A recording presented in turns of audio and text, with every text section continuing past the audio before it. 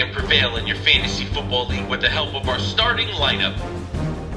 At host to quarterback the show, we have Nick Giacobbe. Up next, a dual threat in Dynasty and Daily Fantasy, we have Cody Repass. And finally, working the waiver wire, we have Nick Cap. These are your playmakers that will provide you with sleepers, breakouts, and busts to help you achieve fantasy glory. This is the PrimeTime Fantasy Podcast.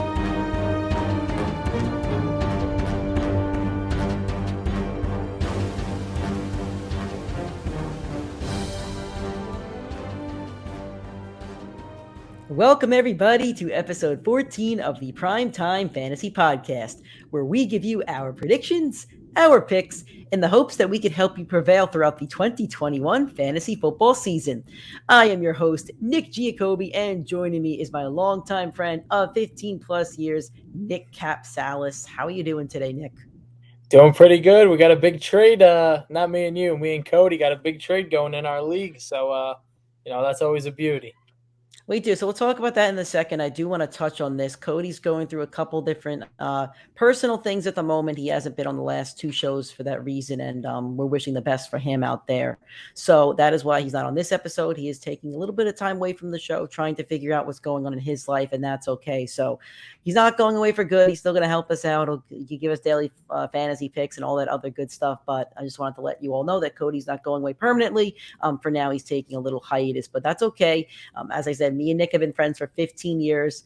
We talk on the phone just about every night. So it's just going to be like one of our phone calls, but a little bit more professional and a little bit less explicit language as it comes to that. So before you talk about your trade, Nick, I do want to let the audience know that if this is their first time listening, welcome. We do this show every single Tuesday, Friday, and Sunday. For the Tuesday and Friday shows, the audio version can be found on Spotify, Apple Podcasts, Google Podcasts, Stitcher, anywhere where you could find your audio podcast for the Tuesday and Friday shows.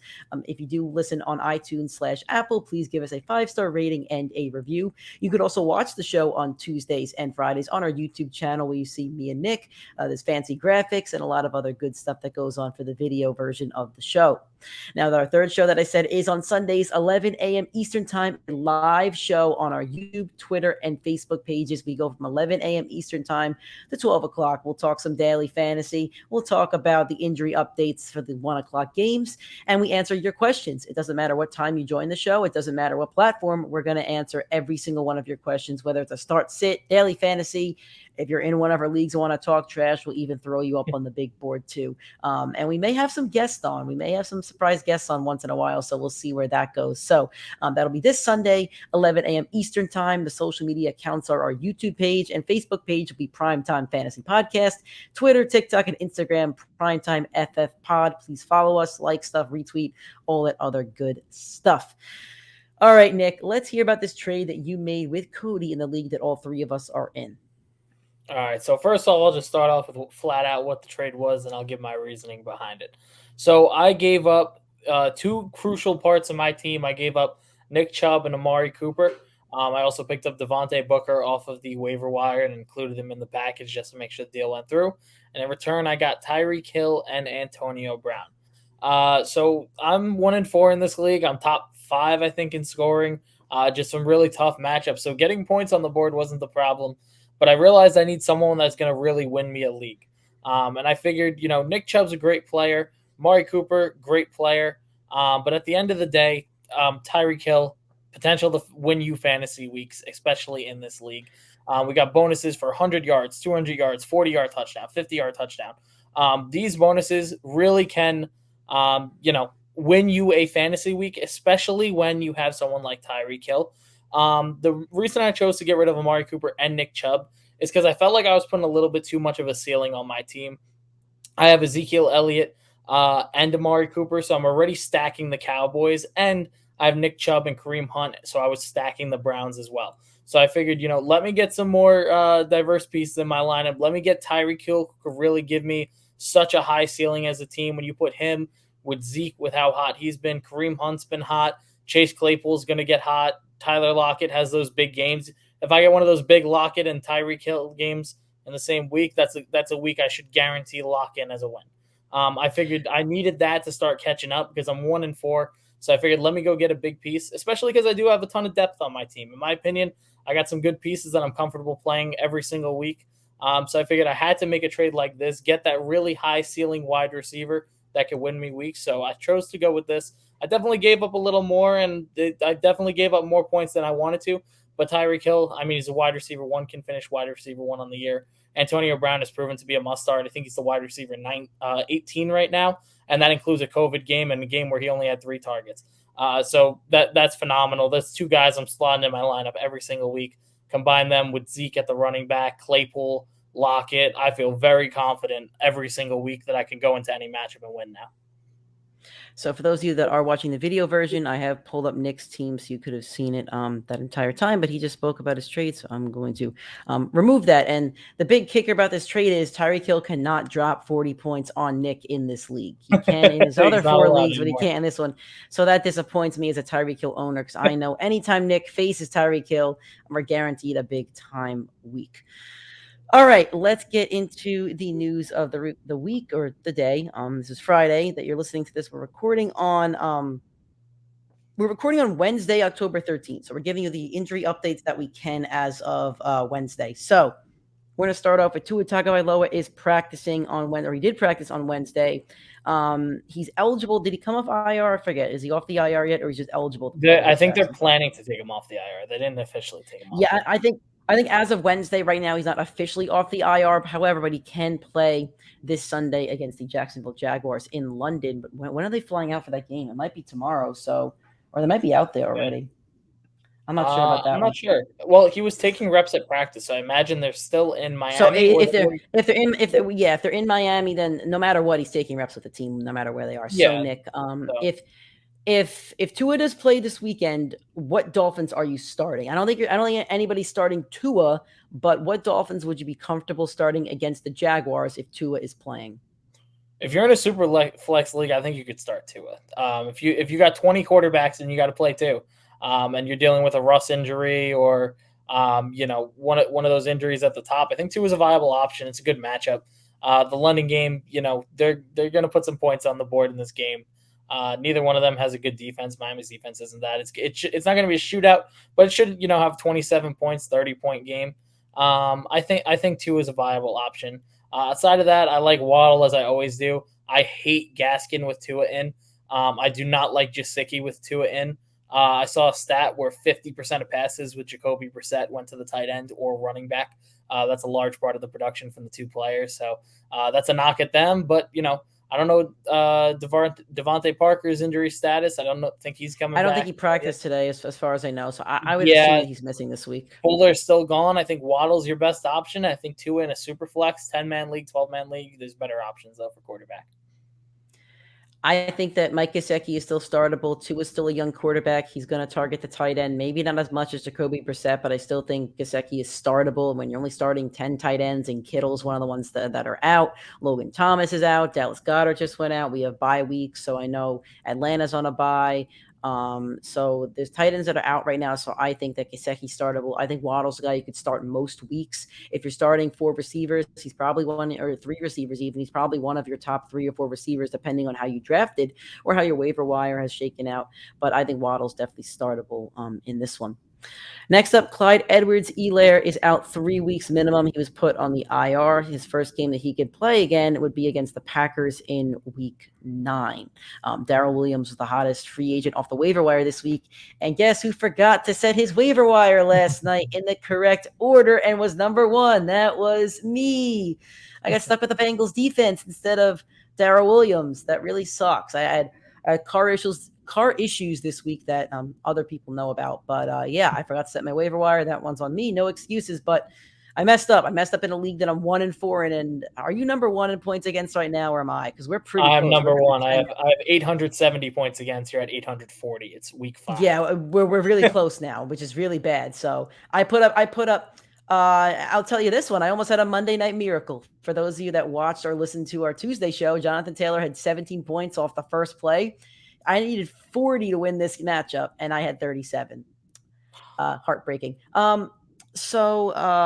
Yeah, so I didn't get Daryl Williams, but Nick, if you're Clyde Edwards-Helaire owner, he's out 3 weeks. You got to slot somebody in there. I don't want to say who you should play because you don't know anybody's roster, but I'll say if you did get Daryl Williams and you own Clyde Edwards-Helaire, are you comfortable playing Daryl Williams for the next 3 games? So we'll talk about him a little bit later on, more in depth, but I think you got to start him. Running back position is thin, as we all know. Saquon's hurt, CEH is hurt, Dave Montgomery hurt, Miles Sanders a little dinged up, Christian McCaffrey a little dinged up, Dalvin Cook dinged up. Joe Mixon dinged. The list keeps going on. All these top guys are hurt.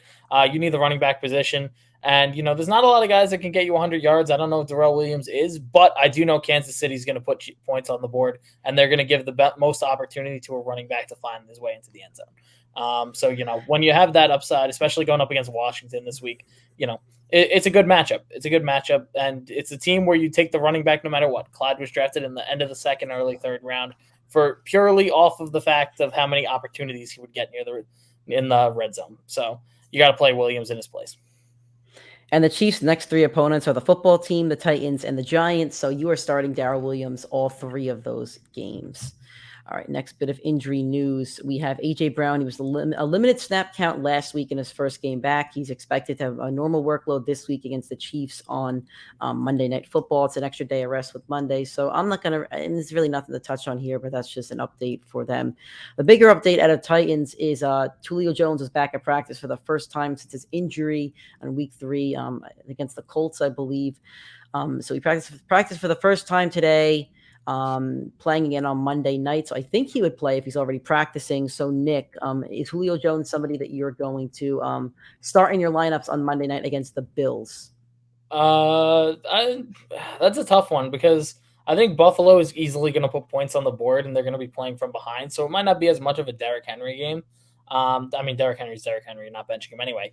But Julio, AJ Brown, they're playing from behind. Tannehill's going to be throwing the ball. This team did just shut down Mahomes, but they shut down a speed wide receiver. They didn't stop 2 super freak athletes, and that's what Julio and A.J. Brown are. I think you can start him in this game. You're playing from behind. He's going to have a good game script purely off that alone. And Julio, people still think he's a top 10 receiver in the NFL. I don't think so anymore. I don't think he's that, but based off that belief, top 10 wide receiver, good game script, solid quarterback. It's a good situation for him. I'm out on Julio. I need to figure out what he's going to do injury-wise. I need to see how he moves. I need to see how he produces against a Bills defense that's arguably the best in the league at the moment. Like you said, they just shut down Mahomes. And Tannehill hasn't proven that he's going to put up fantasy points. Those receivers haven't either. This offense has run through Derrick Henry literally and figuratively. The locomotive's out early. Derrick Henry might rush for close to 2,000. He probably could get close to 2,000 yards this season. He could hit 2,000 yards. He has a 17-game season. He could break that record if he keeps up at this pace. And he's averaging. If he stays healthy, he's in 2,000 yards. What is he averaging right now? 120 or something like that? I don't know the number. Yeah, and he leads the league in rushing by a very wide margin. Yeah. Tannehill's not really throwing the ball a lot. He's not throwing touchdown passes. I need to see what he does after the injury. I can't start him knowing that position is so deep. Christian McCaffrey was limited in practice. He's now practiced, he said 4 practices in since his injury, I believe. But Matt Rule did say today he's going to be a quote-unquote true game time decision. Is that a 1 o'clock game? I'm guessing that's a 1 o'clock game since it's Carolina. I'm just going to look it up real quick. Yes, it's a 1 o'clock game, so you'll know at 11:30. But if McCaffrey is playing, Nick, are you playing him this week? You have to. You spent the number 1. You spent the first overall pick, or you got blessed that he fell to the second overall pick. You're playing Christian McCaffrey. The workload's there. In the running game, if you only had the running game of Christian McCaffrey, you have a good running back. You have a startable running back. If you only had the receiving game of Christian McCaffrey, you have a good receiver. That's the player he is. You play him when he's on the field. Talent's there. They're not going to rush him back. You start Christian McCaffrey if he's starting on the football field. If CMC found 50% of the usage, let's just say him and Chuba split the backfield evenly and they put up the normal stats that they would, Christian McCaffrey's still getting you 14, 15 points. Yeah, you're still starting him. Come on, you got to start him. All right, T.Y. Hilton's coming off the IR and should practice this week. I don't think he practiced Wednesday, but he will be back with the Colts. Nick, I'm out on T.Y. Hilton. I don't even think he's rosterable at this point. I know they have some other receivers there that they like.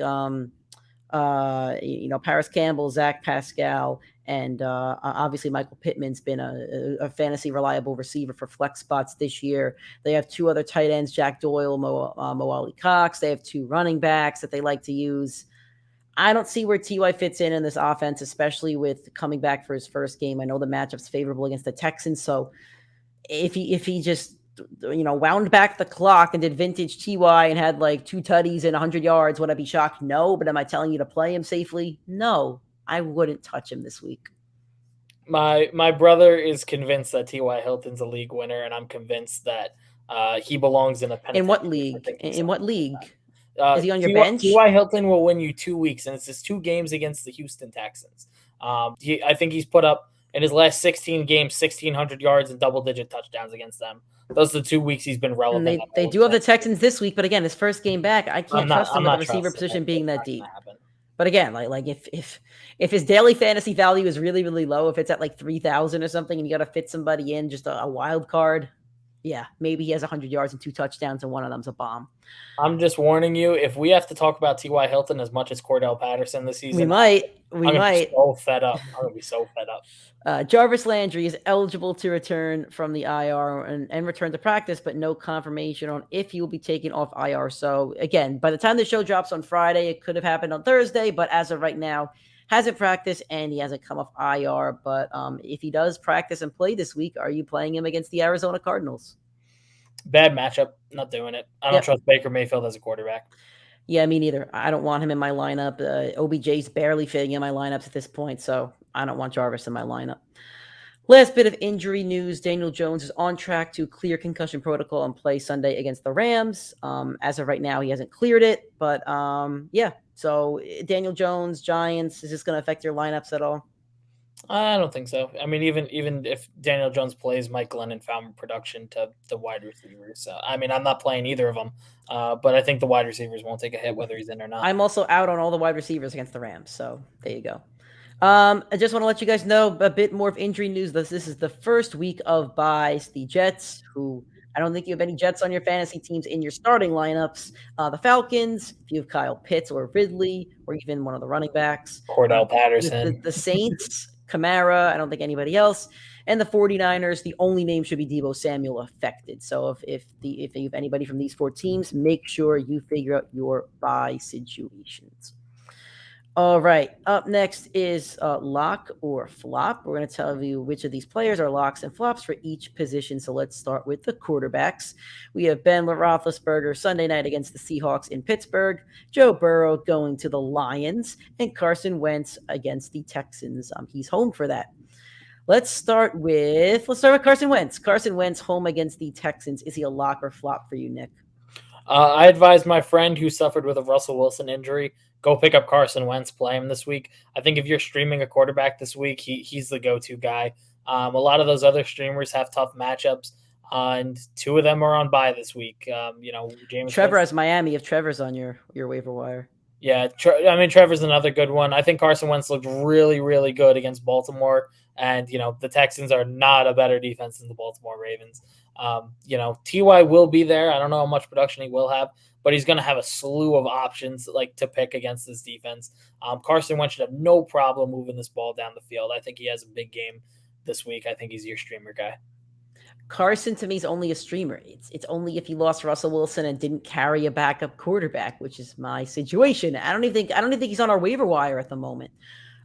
So for me, he's just a flop because I don't think he's going to end up in the top 10 or 12 of quarterbacks. I think there's better options out there. He's only scored over 20 fantasy points once this season. And I know the matchup is favorable, but the matchup looked favorable against the Jaguars week 1. The Jaguars got thumped. So I don't know. The Texans are another team where it's like they look favorable, but who knows? Carson's not an elite quarterback. He doesn't have an elite offense.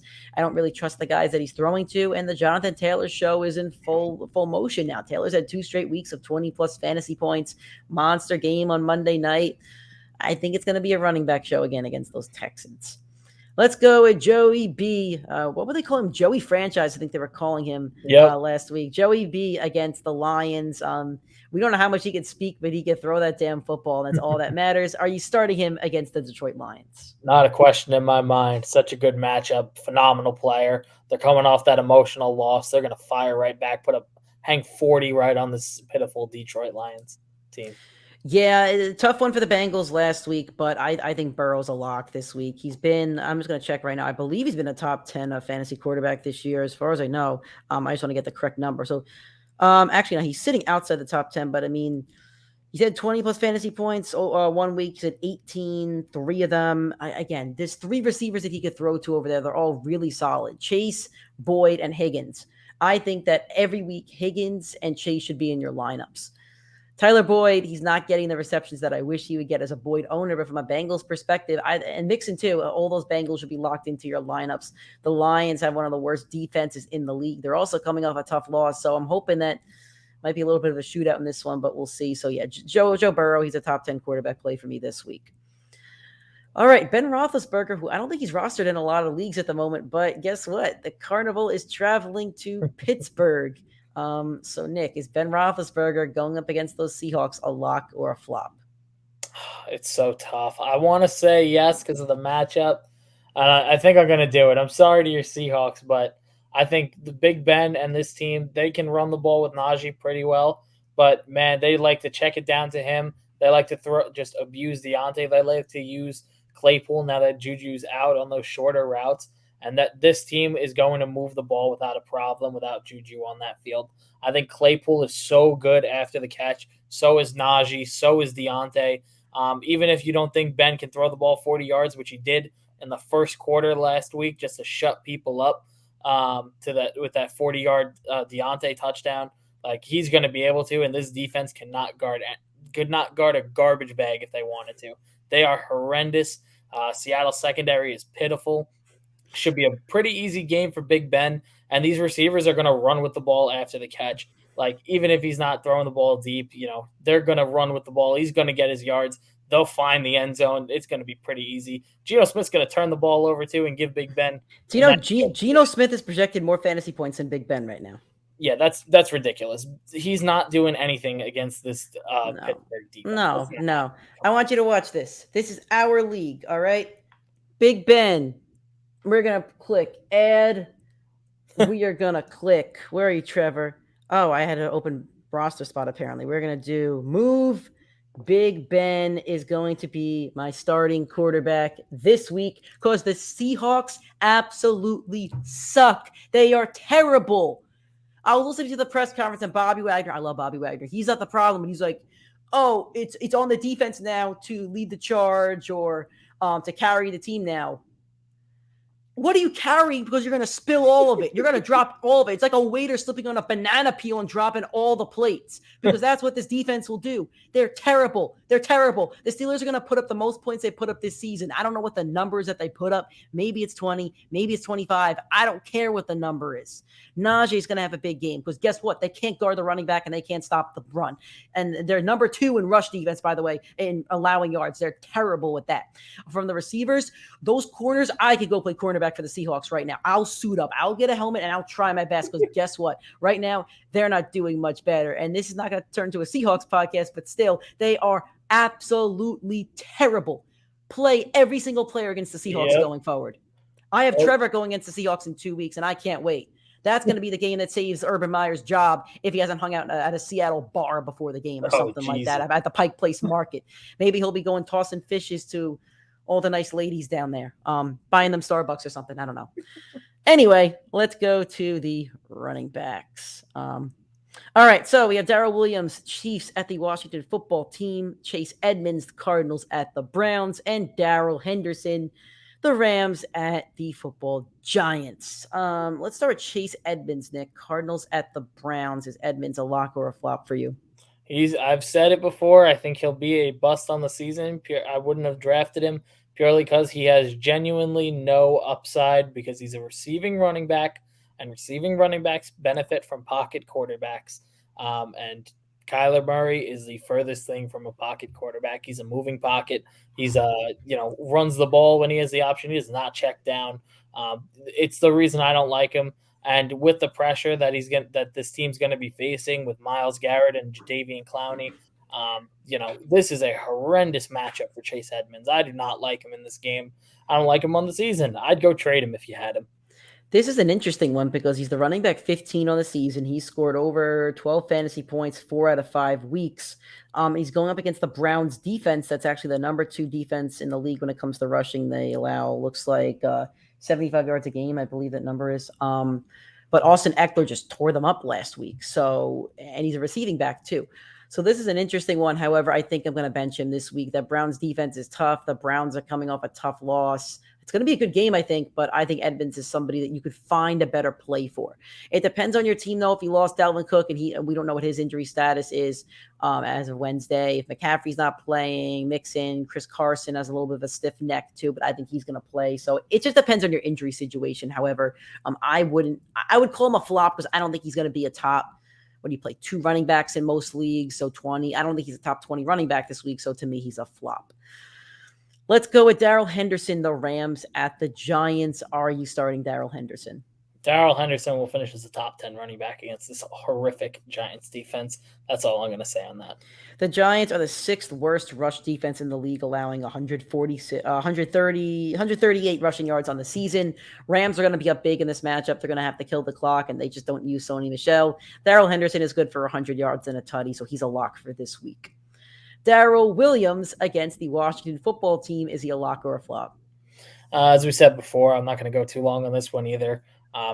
It's the offense. It's the opportunity. He's going to have so many opportunities to just run the ball in within 5 yards from the red zone. That's just what his role is going to be. He's not going to get you 100 yards, but he offers such a high touchdown upside in every single game because of the team he's on. So you got to play him. I think he hovers right around that running back 20, so I'll put him in as a lock. If you took him off the waiver wire, he's healthy. He's going to get the running back 1 touches. I think the Chiefs score a lot of points in this one. This is their get-right game. They're getting right against a terrible Washington football team. I think the Chiefs are going to have an offensive explosion. Play all your Chiefs this week, including Daryl Williams. All right, we got the wide receivers now. Emmanuel Sanders, the Bills at the Titans on Monday Night Football. Adam Thielen, Vikings at Panthers, and Kadarius Toney, one of the hottest waiver wire pickups of the last 2 weeks, the Rams at the Giants. Let's start with Adam Thielen, Nick. Adam Thielen's had, 2 bad weeks in a row? Is it 3? Against favorable matchups, too. So is Adam Thielen a lock or a flop for you against the Panthers? He's a flop. I've said it at the start of the year. Adam Thielen, I think, is going to be a massive bust at wide receiver on the season. And it's because he's seen the touchdown regression. He saw a ton of touchdowns last year. It was a massive fluke. 14, right? I think he led the league in touchdowns. Yeah, he had 14. That's absurdly high for a wide receiver. And he started out with 4. He started out with 4 this year, and we all thought we were wrong on him at that point. Yeah, that was the expectation, but it's just proven to be right. It's the natural touchdown regression. The Panthers have a good defense, a little thin at corner, and Gilmore's not in there yet, but it doesn't matter. This Vikings team, they're a run-first team. Jefferson will obviously see his work. Adam Thielen, I'd bench him if I had him. I don't think he finishes inside the top 30 without scoring a touchdown. I disagree with you on this one. He's had 7+ targets in 4 out of 5 games. And in the Cleveland one, he only caught 3 out of 8, and that's not good. Last week, 2 out of 3. Just a weird off game. I think you slot him back in your lineup. He gets his 7-8 targets. He's good for 50 yards. He's going to get end zone looks. And usually when a receiver like this stops getting targets and kind of cools down, they try to find a way to work him in. Look at what happened with Robert Woods last week. They worked him in 30 fantasy points without the touchdown. So I'll start Adam Thielen comfortably this week in a flex spot. You should go tell Matt Nagy to go do that with Allen Robinson because I think he missed the memo on that. Well, Matt Nagy misses a lot of memos. Things just go in one year and kind of go out the other, and his brain has Andy Dalton in on him. I think Andy Dalton might have Matt Nagy's nudes or something, or even better, I think maybe he has an email from Matt Nagy. Everybody's not the sorts of emails. Maybe if he's got a nice email that of Matt Nagy and he's holding that above his head. I know Thiel's going to start this week, but just real quick, I had to do a double take this morning because I saw the Bears are 3-2. How the hell are the Chicago Bears, that horrendous team, 3-2. It makes no Who sense. have they beaten? They beat the Bengals and They beat the Lions. the Bengals, and one more. I'll find out right now. The Lions may not win a game, so I mean, yeah, they'll win like 1 or 2 because they do play tough. But yeah, they should beat the Lions. We're gonna go while you're looking that up. Kadarius Toney against the Rams. I'll start with this one. He's had a really good 2 weeks. Really, really good 2 weeks. I like him for the rest of the season. I love him in Dynasty if you have him. You know how I feel about playing against the Rams. You don't play your wide receivers against the Rams. You just don't. I mean, DK had a good week last week against Ramsey. I think he had 60 yards, like 4 receptions, had a touchdown against Jalen Ramsey, but DK's a freak. Hopkins has been locked down by him. Like Adams, like I don't know who Ramsey's going to guard. So especially with Daniel Jones and the line isn't good. The team isn't good. I'm not starting any Giants this week against the Rams. I want to avoid it at all costs. Just real quick, just to get right back on that other thing.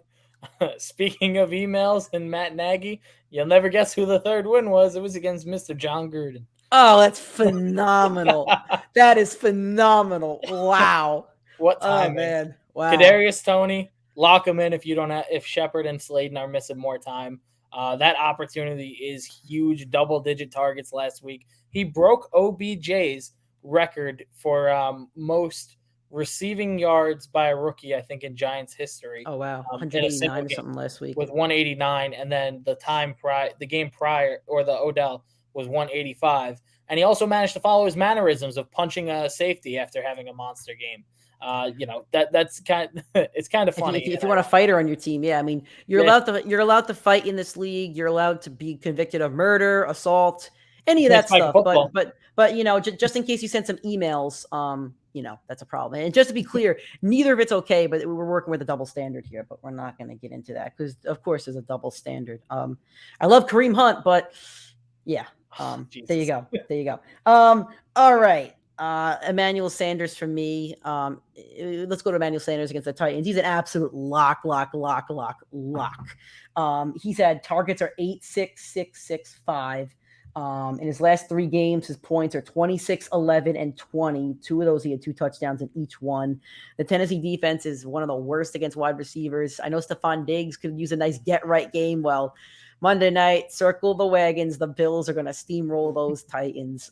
It's going to be Emmanuel Sanders. It's going to be Josh Allen. It's going to be Stephon Diggs. So if you need a Monday night miracle from those guys, you could be down some points and you could definitely make them up.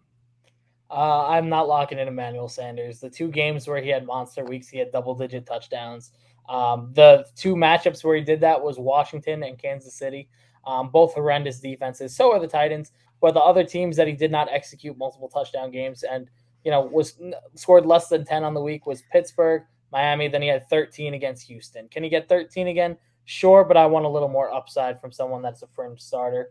So I'm not playing Emmanuel Sanders. He really does need a touchdown or multiple to really pay off on his value. Yeah. All right. So we are going to go to tight ends. We have Robert Tonyan, the Packers at the Bears, Hunter Henry, Cowboys at Patriots, and TJ Hawkinson, Bengals at Lions. Let's start with Hunter Henry, Nick. This is the guy that you threw on the list. So is he going to be a lock or a flop? I threw him on because for some reason, 60% of people are picking this guy up. He's the fluke tight end of the week last week, in my opinion. It's a crowded offense. There's 3 wide receivers that are rotating the work. There's 3 running backs rotating the work. And there's 2 tight ends rotating the work. I just don't see Hunter Henry putting up those type of numbers where he pays off as a top 10 option. I see what people see. It's a rookie quarterback with the tight end option. But there's a lot of options on that team. And the Cowboys aren't the defense that they were in years past where whoever you put, it was like playing the Seahawks this year. They're going to put up numbers. They're going to get you yards. They're going to get you points. That's not Dallas. Dallas is going to force some turnovers against Mac Jones and those running backs. That's what they've come to do, and I'm a big fan of it. I'm not a Cowboys fan, but they're starting to turn me into one right now. So the Cowboys have been really good against tight ends, only giving up 750 yards, 66 receptions, and 7 touchdowns. That's bottom half the league numbers. Like they've been good against the tight end. And Mac Jones, you can't trust him. I don't think you can trust Hunter Henry either. So I don't think he finishes as a top 10, top 12 tight end. So he's a flop for me. What about TJ Hawkinson? He's had 3 bad weeks in a row now.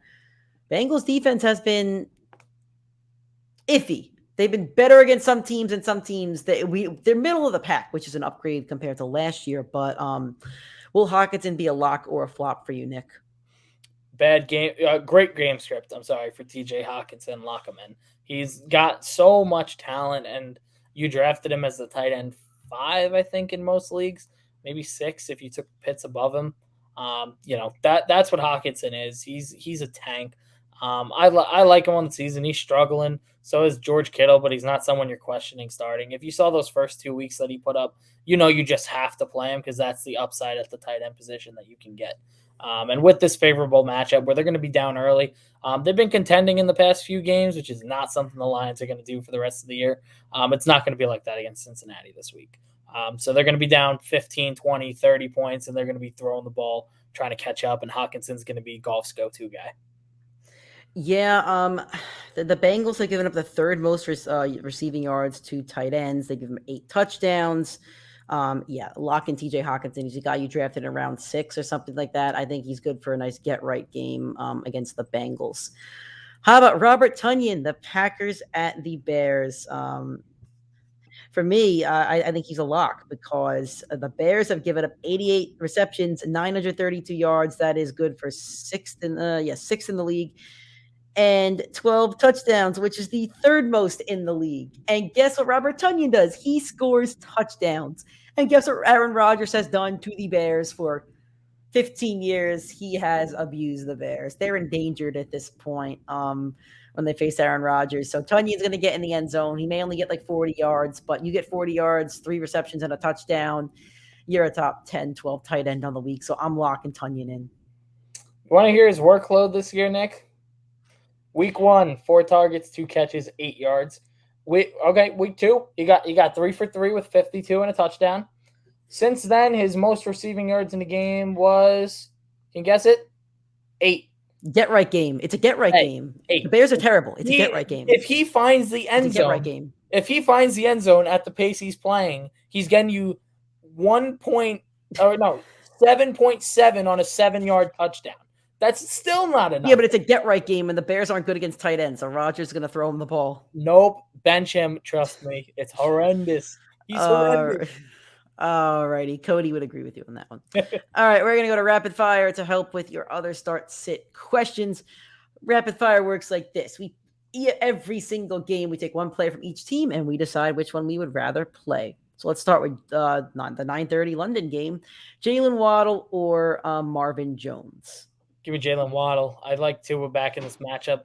No Devonte Parker, probably no Will Fuller.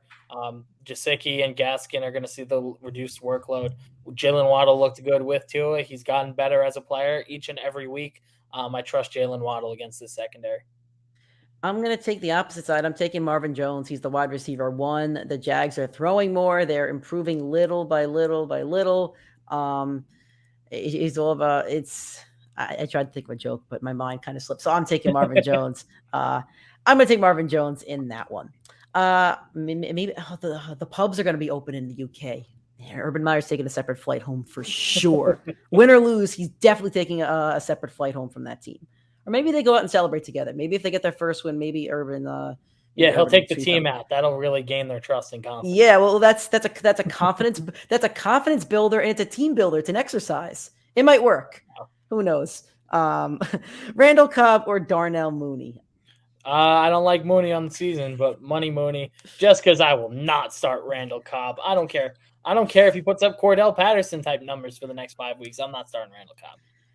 I'll take Mooney too. The Packers secondary isn't good with Jair Alexander. The defense itself isn't great. Jamar Chase had a monster day, and it could have been even bigger. I think he had 150 yards, and was it 1 touchdown or 2? A monster day. Yeah, start Darnell Mooney this week.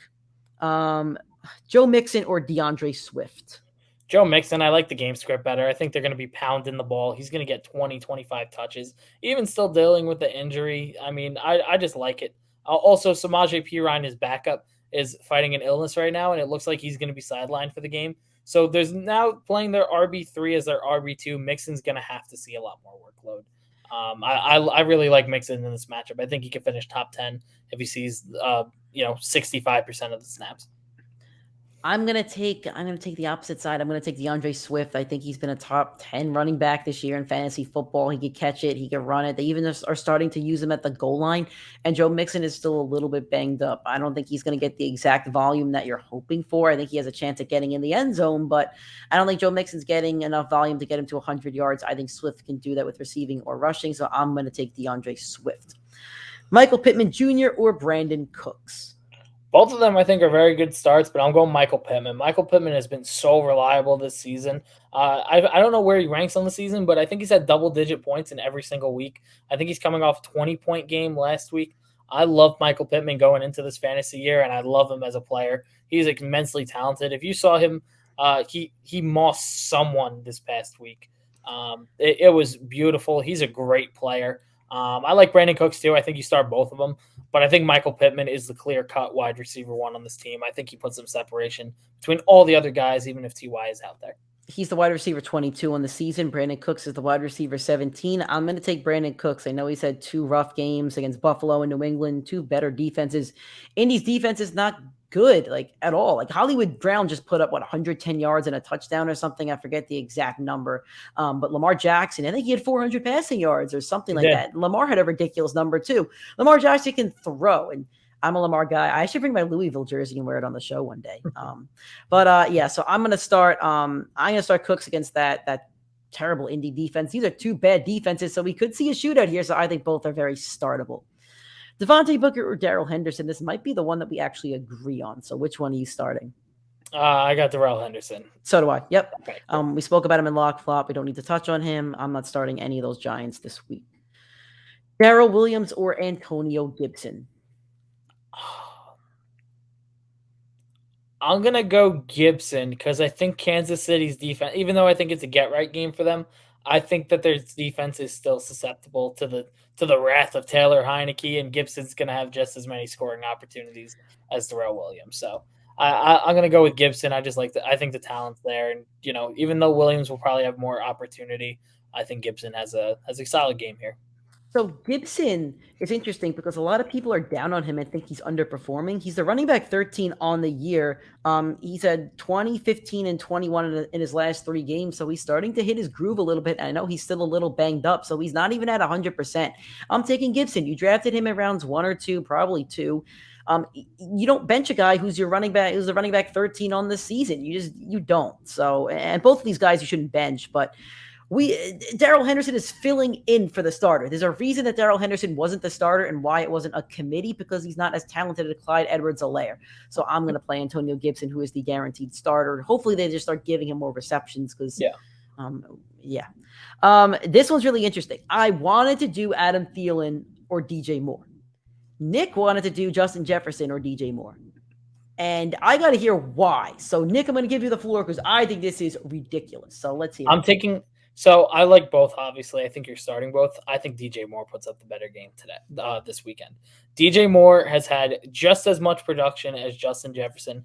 DJ Moore has, in my opinion, the better quarterback. In my opinion, he's going to have more of that red zone work. He's going to have more of those big yard plays. The Panthers defense is much better. I think these two teams are built identically. We talked about this before rapid fire. You could do start sit. You could pick rapid fire between the quarterbacks, wide receiver 1, wide receiver 2, running backs, tight ends, defenses. It's perfect. And in my opinion, the Vikings defense is a lot worse than Carolina. I think that DJ Moore has no problem putting up a top 5 performance. Justin Jefferson could as well. I think both will finish as top 10 this week, but I think DJ Moore just has the potential to finish as a top 5 wide receiver in this matchup, and I love it for him. I think this is a game where he outperforms Justin Jefferson and shocks the world. So here's what's funny. DJ Moore is the wide receiver 8 on the season, and Jefferson is the wide receiver 9. I'm going to take Jefferson. He's done it against better defenses. He had 18 against Arizona, which isn't bad, but still it's better defense. And against that Cleveland defense, he had 20. DJ Moore has had one real bad game at 8.8 and a couple other boom ones. He had 34 against Dallas, and we're not sure how good their defense is. But the other defenses that DJ Moore has faced, Houston, Jets, even more, and New Orleans is... Well, what are the Vikings? The Vikings are bleh. They're not as bad. The Vikings are sturdy. The Vikings are a lot The closer. Vikings are a sturdy defense. They're more middle of the pack. The Vikings secondary is a lot closer to Kansas City than it is Denver or Buffalo. It's middle of the pack. It's middle of the pack. It's the median. It's the median. It's the median. It's the median of the bottom half. It's like the 24th ranked defense in the league. That secondary is terrible. DJ Moore is going to cook them. Justin Jefferson will get his points. He'll have a good game too. But DJ Moore, I think, outperforms him. Okay, I need to look this up right now. Let's see. NFL wide receiver points against. I just want to see this. Let's see. 1, 2. I want to see where the Vikings are because I could be wrong on this. Is this year? This is bad radio. This might be this year. That's a lot of yards. Oh, that's a lot of yards to give up. Yeah, you're right. I mean, the Minnesota defense is not very good against wide receivers. They're number 6. Seattle's number 2, but yeah, they're not. Who's number 1 if Seattle's 2? Atlanta.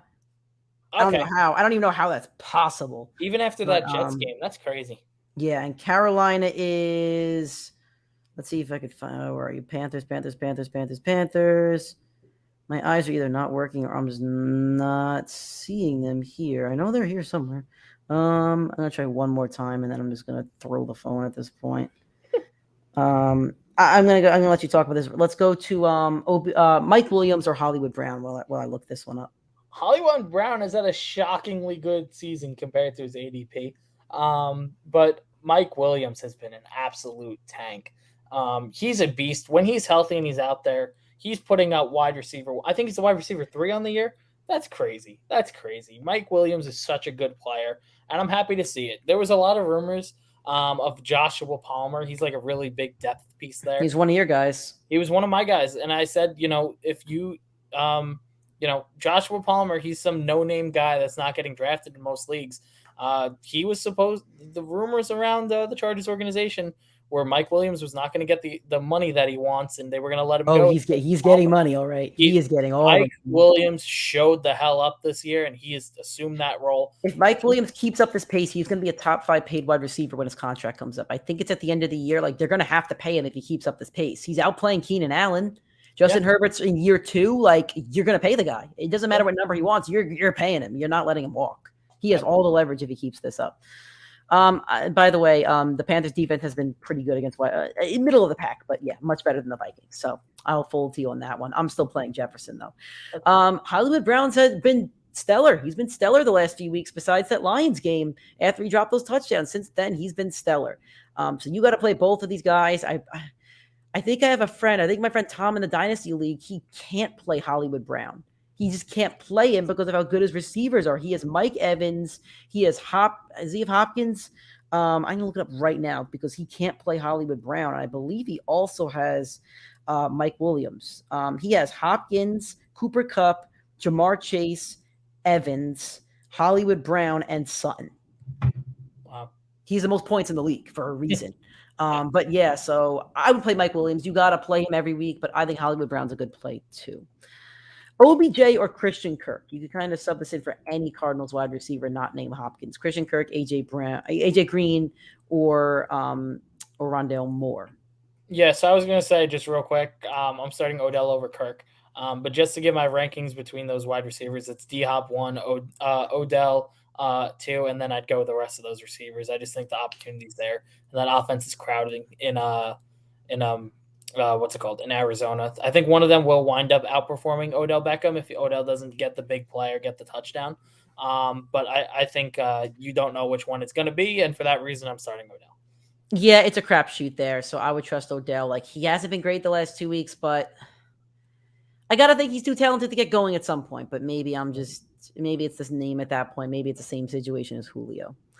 All right, how about Hunter Renfrow or Cortland Sutton? Cortland Sutton, he's proven me wrong this year. I got to take accountability on that. Cortland Sutton's been an absolute tank. So is Renfrow, but I was higher on Renfrow. Sutton's been cooking teams, and this Raiders team is going to be horrendous in their first game without Gruden. Gruden's not the greatest coach in the league, but they got off to a hot start. They've struggled in the last 2 games to put points on the board, and their defense is allowing a ton of points. They got some injuries at cornerback. Cortland Sutton's a beast, and I think Teddy Bridgewater is going to cook this secondary. I'm with you on that one. Cortland Sutton's become a guy that you're going to play every single week unless you're like my friend Tom that has a ridiculously good receiver core. You're playing Sutton every single week. The Patriots are always the toughest team for rapid fire because they aren't good for fantasy purposes. So we're going to make this short. We're playing CeeDee Lamb over Jacoby Myers. That's all I got to say. All right. Sunday Night Football, Tyler Lockett or Chase Claypool. Claypool was on the injury report today, Wednesday. I don't think it's a serious injury. I think he'll play. I'm taking Claypool. Lockett's had his boom games already. I don't trust him with Geno Smith. I trust that Steelers offense against the fantasy carnival of the Seahawks. You play Claypool, you play Deontay Johnson, you play Big Ben, like I'm playing Big Ben, and you play Najee Harris. Yeah, I'm going the same route as Nick. I'm higher on Lockett than he is. I think Lockett will see an uptick in workload. I just don't think he'll see that big play that you're always looking for to make his fantasy week. He doesn't have that too much of that potential with Russ, and it's a tough defense to play to begin with, especially for their lousy offensive line.